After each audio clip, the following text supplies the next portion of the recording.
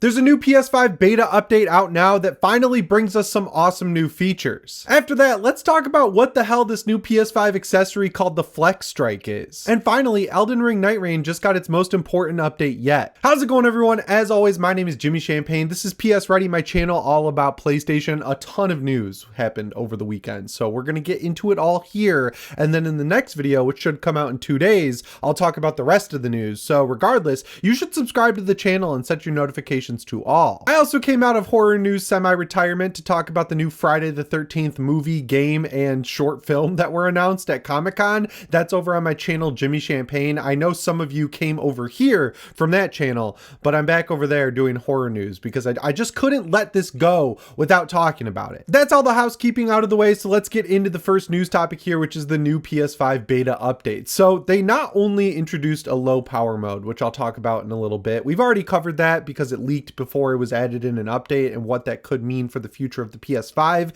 and eventually the PS6 and the handheld. But they also kind of snuck in another cool feature that's related to the DualSense that makes playing on anything you want a lot easier, so I think it's worth talking about. The biggest feature is that they turned on the ability for the DualSense to remember multiple connections. I don't know why this took so long. I've been asking for this forever because I even went and bought a new controller to use with my PC and my PS5. I bought the 8-Bit Do Ultimate 2 controller. It's $60, and for that price, it is so well worth it. It punches well above its weight, but now I'm definitely going back to the DualSense and DualSense Edge because I can connect it to multiple devices and not have to resync it every time I want to use it between my PC, my Steam Deck, my PlayStation 5, and my PS5 Pro. And I like that they brought their Sony charm to all this by adding in an easy way to switch between all the different connections. So like if you don't remember which one it was last connected to, you can just connect it to the one you want to connect to at any given time. All of these are activated when you turn on the controller. So if you want it to connect to slot 1, you use the PS button and the triangle button. Slot 2 is PS button and circle button. Slot 3 is PS button and cross button. You guys get mad at me when I call it the cross button, but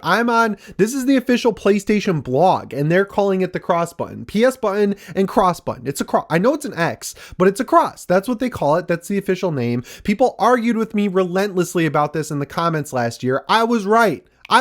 Anyway, the fourth slot is the PS button and the square button. So 4 possible connections in the actual one controller. That's awesome. That makes this the best controller to use on anything you want. I would love to see them, knowing that they're potentially porting more games to the Switch 2, some of their smaller stuff like Hot Shots Golf, Patapon, and the rest. I'd like to see them, add some of these DualSense features in on that platform because maybe that could convince people to get a console that can actually run these games above 720p at 60 FPS. Yes, I am throwing shade at the AstroTurf performance of the Switch 2. Like, people legitimately thought that thing was hitting 4K 120. Good luck! Unfortunately, this update is in beta, but I notice every time the betas go out, they basically give them to anyone who's signed up for it. So if you haven't gone to the PlayStation website and signed up for PS update betas, you should just do it. They email you a code that you punch into the PlayStation Store. It's really easy, and once you do that, your PS5 gets the update beam from the cloud, and you get all these features early. As someone who tests a lot of the betas on the Steam Deck, it's night and day. The PS5 never has problems with its beta updates. I remember one time out of the last 5 years where there was a minor issue. It looks like they just want to make sure it's 100%, but they're sending it out when it's 99% done. Sony deserves a major gold star for the quality of their beta update, so sign up if you haven't yet. It's totally worth it. But the other feature that came along with this is one they're testing where if the PS5 isn't being pushed to its limits, it will be able to pay attention to that and lower its power use to the level it needs to play said game. So like if you're playing a PS4 game or a PS5 game that's a cross-generational one between PS4 and PS5, one that just increases the resolution or whatever, you'll be able to run your PS5 at lower power without losing performance in said games. They talk about it like it's an environmental thing, and honestly it makes a lot of sense because of how ridiculously expensive electric bills are in the United Kingdom. The United Kingdom is one of PlayStation's biggest markets, so like they're directly supporting one of their biggest previous markets by using less power with the console, but a lot of people are theorizing that they're getting a low power state mode ready so that they can use one chip across both the PS6 and the PS6 handheld, which is expected to run PS5 games. Because if you can use the same chip at a lower power state, you'll be able to get better battery life and good performance because it's the same chip. You're not using one that has cores stripped out or anything that runs at a lower spec. Like on the Steam Deck and the ROG Ally, you can determine what power is being used. You can actually leave it up to the console and it'll kind of adjust the TDP accordingly based on how much power the game that you're playing requires. Or if you're using SteamOS on the ROG Ally or the Legion Go or the Legion Go S, you can just ratchet it up to its max TDP of 40 watts. So like it's technology that your console was already kind of using. They're just lowering the bar as much as possible to use less power. That's good, but I think it's for the handheld that they're working on right now. A lot of people think they're taking a page out of Microsoft's book and taking the fight to Valve, but I don't think that's the case. I think the market for the handheld is the same as the market for the PS Portal, in the sense that they're going for people who already have the PlayStation 5. Like in the past, there were two different verticals, right? You had PS4 and PS3 users that you were going for with PS3 and PS4 games, and then you had Vita and PSP users that you were going for with PSP and PS Vita games, as evidenced by the fact that they released most of the PSP games on PS2 like 6 months later. They saw that there was not a lot of crossover between those two handhelds and consoles. But with this handheld's goal being to play the exact same games as the PlayStation 6, like PS5, PS4 games, and then stream PS6 games, the audience you're going for is the same audience. It's supposed to be an upgrade, an additional purchase to your core console experience, and I think that's smart. Like I know there are going to be a small group of people who buy this as their main handheld, but like that's going to be a small group of people because the people who have a ton of digital PS5 and PS4 games, they're the ones who are going to like upgrade to the PS6 anyway, right? Like no one's coming at this as their first and foremost handheld device. So like they don't have to compete with Valve, right? Like Valve's whole idea for the Steam Deck 2, the eventual Valve Steam console, whatever it's going to be called, is to capitalize on their same version of what Sony is doing. So like people who have built up massive Steam libraries over the past few decades, that's who they're going for with this hardware. They want to keep you on Steam playing Steam games. They're not trying to rip people away from PlayStation, because it's kind of a hard thing to do when people have built up massive digital libraries. You're asking them to abandon thousands of dollars, and that's not cool. Xbox, on the other hand, as we all know, is going for a different user base because, you know, the Xbox user base hasn't spent the last few generations building up massive libraries because there's less of them, A, and B,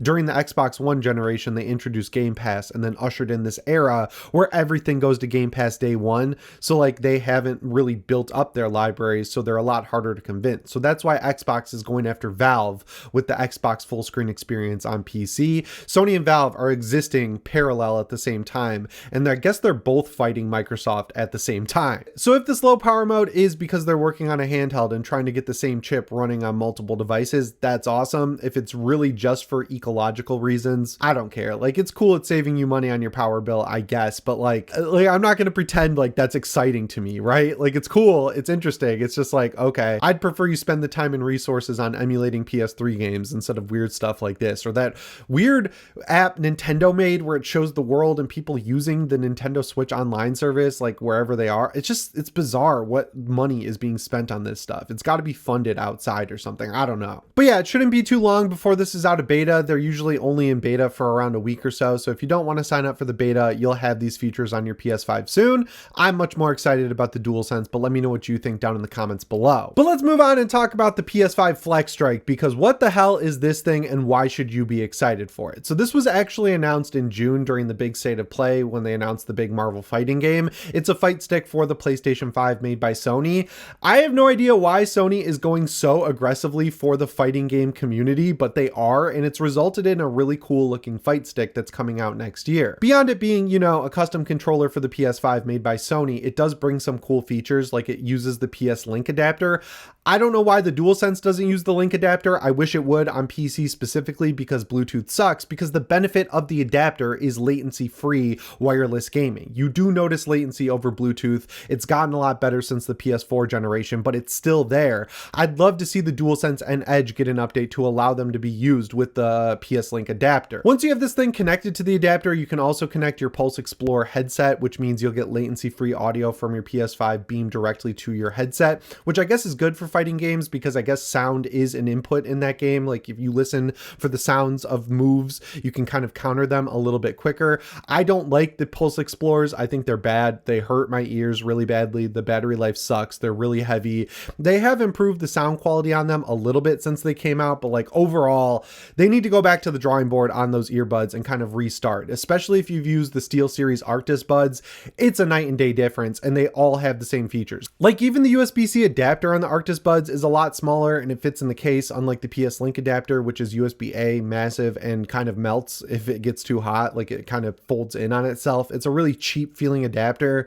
So I hope whatever they do with this adapter going forward, they kind of make it smaller and at least make it USB-C, because everything uses USB-C at this point. But it is cool that you're able to use it as sort of a linking hub for the fight stick and the actual headphones. You can also connect up to 2 fight sticks at a time. But the reason I'm excited about this thing, because I don't play fighting games, is for games like Blasphemous 2, you know, 2.5D side scrollers. The developer of Blasphemous is working on that new Ninja Gaiden game.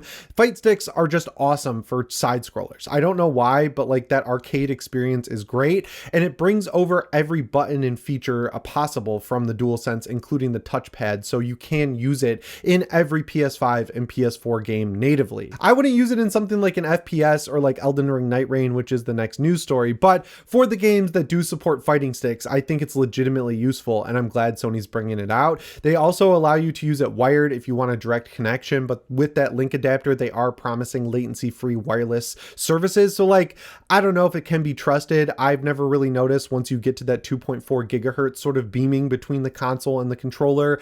I don't notice the latency, but I know fighting game people are a different breed. So it's nice for them to know that you can use it wired. They're putting out a case for it with little backpack straps. It seems like they're really putting their all into this, and I really appreciate that. I'll probably pick one of these up just for 2D side scrollers, if I'm being honest, and I hope it works on PC, because I own a lot of those types of games on there, and especially emulators, like old games like Super Mario World or something. They're so much better with a fight stick, so I'm glad Sony is bringing one of these out and making it accessible. I'll update you on the price and release date as they announce it, so make sure you're subscribed to the channel. Let's talk about Elden Ring Nightreign though, because it is getting a massive update. So one of the things people have been really looking forward to is a duos mode, because if you don't know, you can only play this game solo, which is like crushingly difficult to the point where it's not fun, or you can play it with trios. And just for some reason, the way it shakes out, most people who play this game have one other person online at any given time, so you are a duo, and then you're forced to use the matchmaking for a third.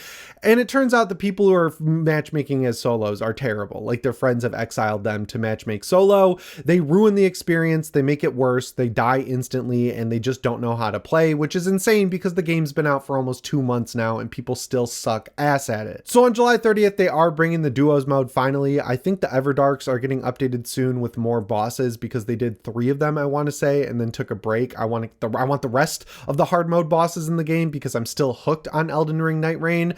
And then also they're kind of updating UI and quality of life. I don't know why this has become such a massive controversy, because it should have been nipped in the bud immediately, but like localizers in the United States and Europe are just doing wrong translations based on how they feel about the intent of a line from Japan. So if they read something and they say, I disagree with that, they'll just change it to be whatever they want and make it fit the tone of the world, but like it's a completely different line and it changes the character overall. That should not happen. You are hired to translate. Translating is not you putting your intent and feelings into what you're translating. Translate it 1-to-1. And then they fall behind that shield of like, oh, it's really hard to translate 1-to-1 in Japanese. And then you see what they translate and it's just completely, it's the total opposite of what the line originally was.